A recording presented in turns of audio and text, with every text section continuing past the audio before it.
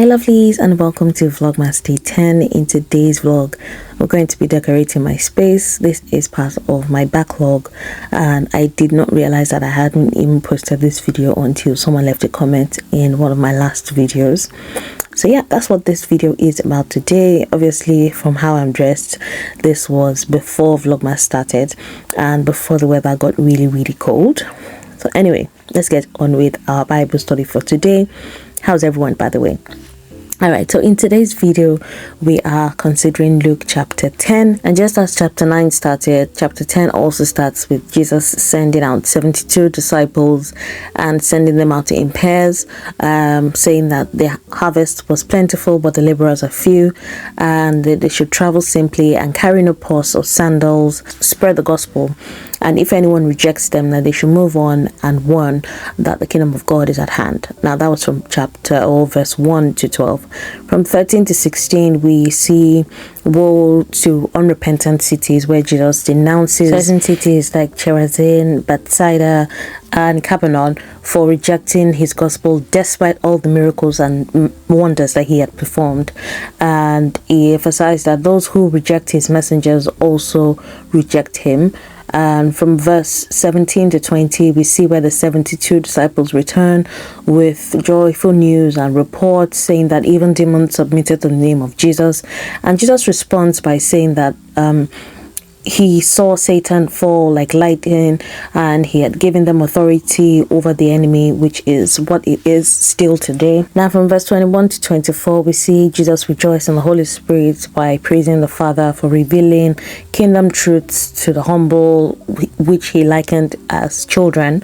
And from verse 25 to 37, we see the parable of Good Samaritan. This is a popular scripture where a lawyer asks Jesus who his neighbor is, and Jesus responds with this popular parable of a man who was robbed and left by the wayside, and a priest passed by and just looked on and walked off.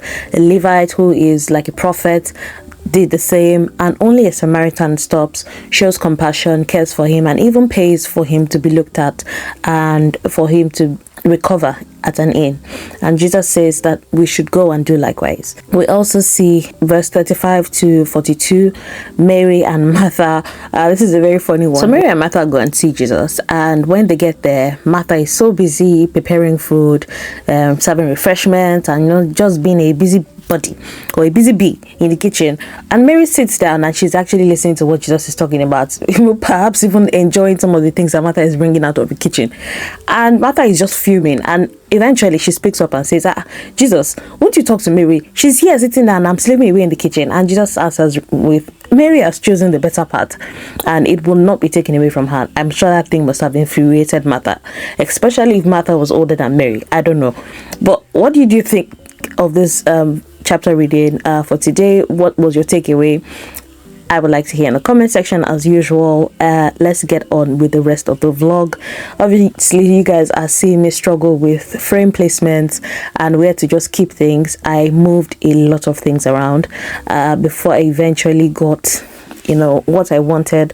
And this is not even half of my decoration setup, because I still have quite a lot to still put up, and I'm just trying to take my time because I've been overwhelmed with this move. I'm just trying to set up. My room is barely even done up at all.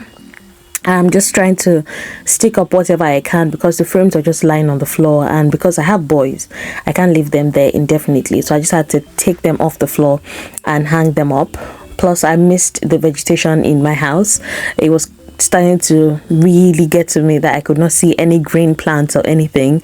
Those of you who have been following me from Darlington know that I love vines, and I still haven't set up any vines as of now. As of when I'm recording this video, when you are seeing this video, there's still no vine set up yet. In fact, behind my chair here, you can still see some of my pampas grass still in packaging, and I still haven't got into it. I probably will one of these days. But anyway, this is the setup that I have come up with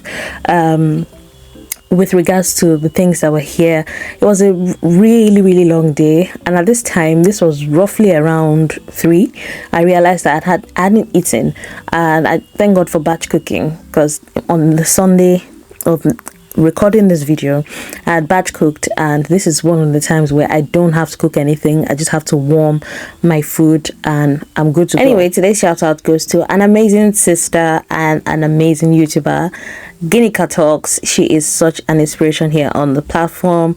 I love watching her content because it's real, it's down to earth, it's relatable. You guys should stop over at her channel and show her some love as well. I recently shared one of her tips on cooking and it was phenomenal. This is something I would definitely be carrying on in some of my batch cooking, so you get to see some hacks and things like that much later on in the vlog or in subsequent vlogs to come. Anyway, please don't ask me what I'm eating. I'm eating jollof rice and vegetable soup. This is a staple in my head. At this point, there are two categories of people. There are some people that can relate to this combination, and those people are my OGs. Yeah, like my kind of people. And then there are other people who are completely, you know, put off by it. I understand. That's the same way I used to look at my mom when she makes some combination. But that's me. I'm being real. Anyway, I go to the garage, I get a flower pot for the last tree and a tube of yam. I told you guys this is a new tip or new trick that I've started using to preserve my yams. So you get to see me deal with that yam much later on. It's time to rest, catch a break. I'm watching Friends on Netflix, and for some reason it's going away soon. I don't know what's up with that. I don't know if it's just UK or it is a Netflix thing, but anyway, it's one of my videos to watch that just calms me down and it makes me laugh. I've seen it a number of times. I don't know how many more times I'm going to see it for, but it's really something I really love to watch. Anyway, moving on to the rest of the video. Thank you guys so much for participating in giveaway. I have heard back from Dossier, and those two winners will soon be sent their products. So you know, they've chosen their scent that they wanted, and the brand has also reached out and will be sending their products out in the coming weeks to come. All right, so much later in the day, I received a package from Dossier, and this was the products that I later on reviewed in a couple of vlogs ago.